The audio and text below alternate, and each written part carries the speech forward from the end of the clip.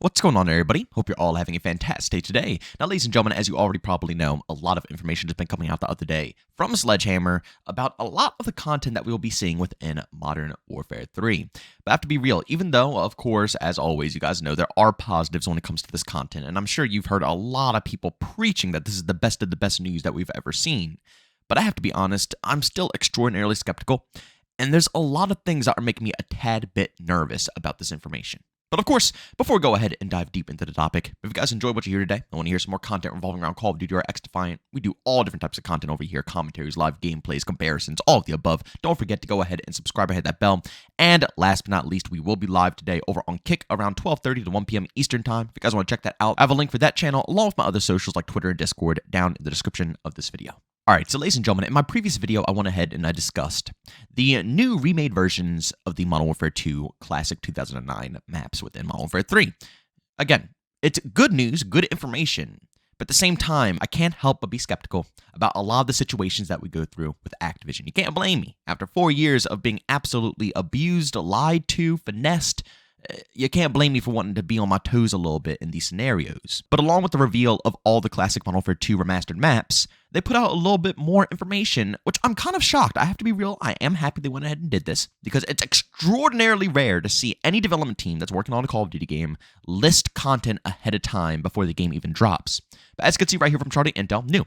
Activision says Call of Duty Modern Warfare 3 Season 1 will have 3 new 6v6 maps. And Season 2 will also have 3 new 6v6 maps.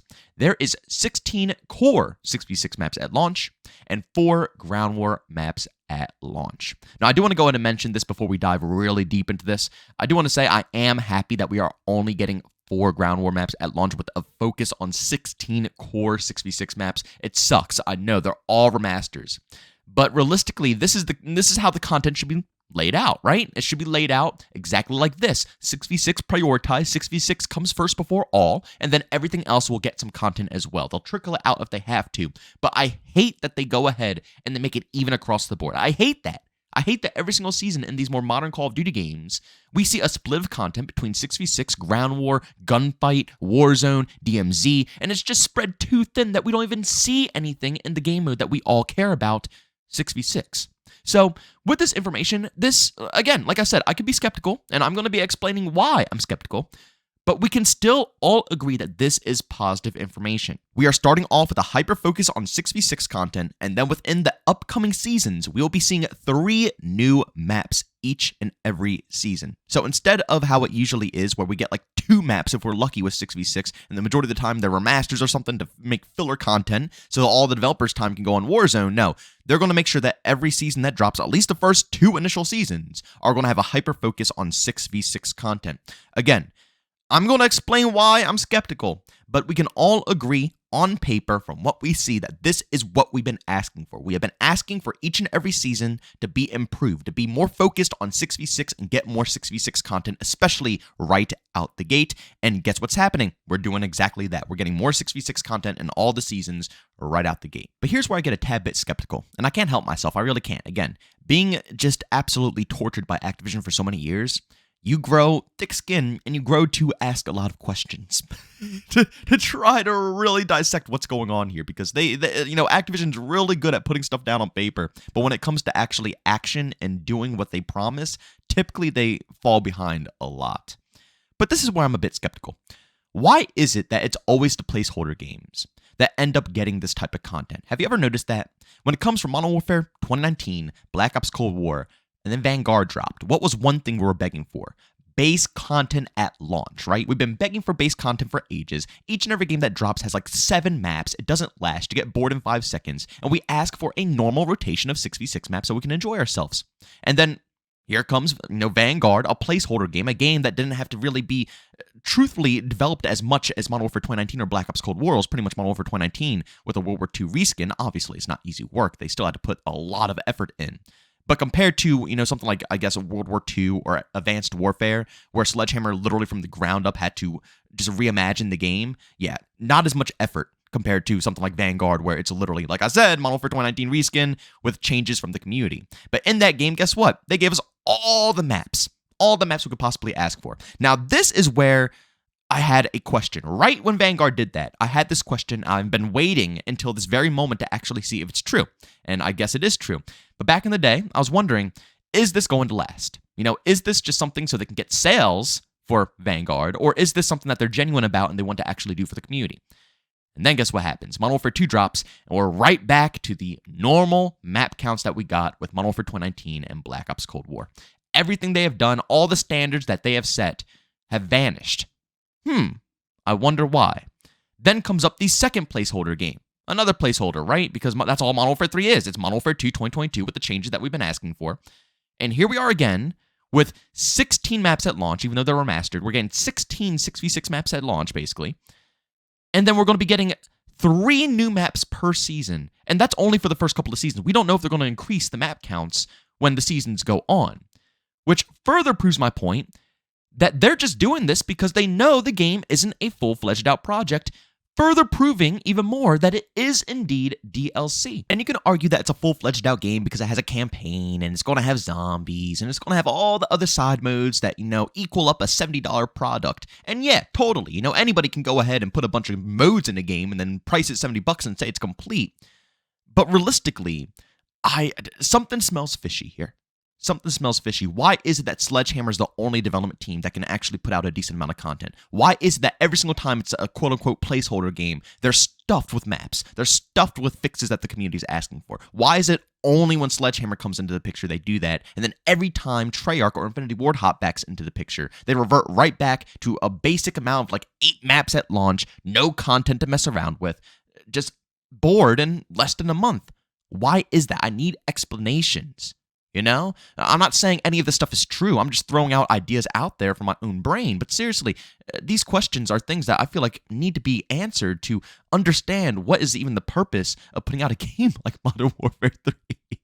Oh, man. But even further, I do want to say one more thing here as well when it comes to the seasons releasing a lot of maps now, compared to back in the day where we barely got any new content. This, once again, it's good. It's good news that we are getting more new original maps in the season and just more content in general when it comes to the seasons. But don't you think it's kind of fishy that they're giving us a bunch of new content in the seasons now when we have no new maps at launch? Again, why didn't they do this back with Modern Warfare 2, for example? Or Black Ops Cold War? Or even, I don't even think Vanguard had that many, crazy seasons in the beginning. I think literally the seasons have been the same, like 2 maps. If you're lucky, right off the gate in Season 1, Season 2, while they prioritize Warzone to be fixed up and, introduced into the games. It's always been like that. And then out of nowhere, we're getting 3 maps. 3 new maps in a game that is based all around remasters. It's almost like they know the game has no new content. They're selling a $70 product that has nothing fresh in it, basically quote-unquote DLC, and they know they have to rush as soon as possible to pack it up with new content so it can be considered basically a new game. But honestly, really sit down and think about it. In 2 seasons, how long do seasons last actually? Because I'm not sure, 2 to 3 months? I don't know. Correct me if I'm wrong because I don't know off the top of my head. So let's say 2 seasons go by and it's I'm just going to round to 5 months. 5 to 6 months maybe is 2 seasons. We're only going to see 6 new maps. So in, 5 months sounds a bit too long for 2 seasons, right? Again, someone go down in the comment section and correct me, but still at the end of the day, I'll just say 2 to 3 months, even at 2 to 3 months or 4 months, at the end of the day, we have to wait that long. We have to wait months on top of months on top of months, basically until after the holiday season, into the new year, until we can get the same amount of new content that a game like Modern Warfare 2019 or Black Ops Cold War would have launched with. And again, these games aren't to, go yell home about preaching that they're the best thing ever with the launch content that they had, because it wasn't. We all complained about how little maps they had. So we have to wait for 4+ months until the new year, until we can get the same amount of maps as something like Modern Warfare 2019 or Black Ops Cold War had, again, at launch. Seems a bit strange, if you ask me. And I know, I probably sound way more negative than the majority of other content creators that you hear talking about this topic.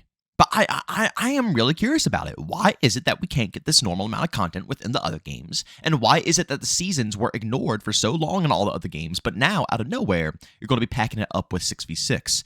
It all lines up way too conveniently in the lines that this is just a placeholder game. This is just simply DLC. I actually have a completely other fledged out video, a really good one. I might make it for tomorrow, unless some more news comes out for Call of Duty Modern Warfare 3. And then obviously I'm going to have to prioritize that. But I had a really good video that I thought about that I think you guys will really enjoy about why I think, these games are turning out the way that they are. We're getting Modern Warfare 3, why Modern Warfare 2 didn't last 2 years. I'll probably put that bad boy out tomorrow.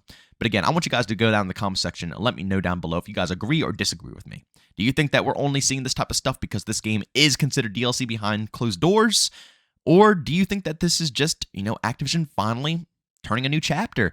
I won't be mad if that's the case. Trust me, I won't be mad. Seriously.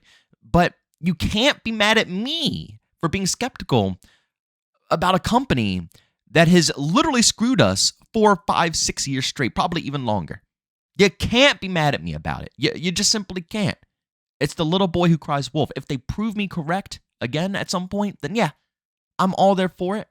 And I'll put my faith back into them. I'll gladly be hyping up the games like I did from Call of Duty 4 to Black Ops 2, where, they were in their prime and their games were just banger after banger after banger. I'll gladly give them that much respect. But until that day is proven, I'm going to keep the same mindset, and I'm going to question everything that's thrown at us. And I guess we'll see if this is really because it's DLC or because it's not. But ladies and gentlemen, thank you for tuning in. Don't forget to leave a like if you enjoyed the video and leave a dislike if you hated it. Subscribe and hit that bell so you can be notified on all videos just like this one. We post daily at 8 in the morning Eastern time. And of course, last but not least, we do stream pretty much daily besides Sundays over on Kick. You can find the link to that channel along with all my other socials like Twitter where you can DM me, and also Discord where you can keep in contact with the whole community down in the description of this video. But ladies and gentlemen, thank you for tuning in, and I'll see you on the next one. Peace out.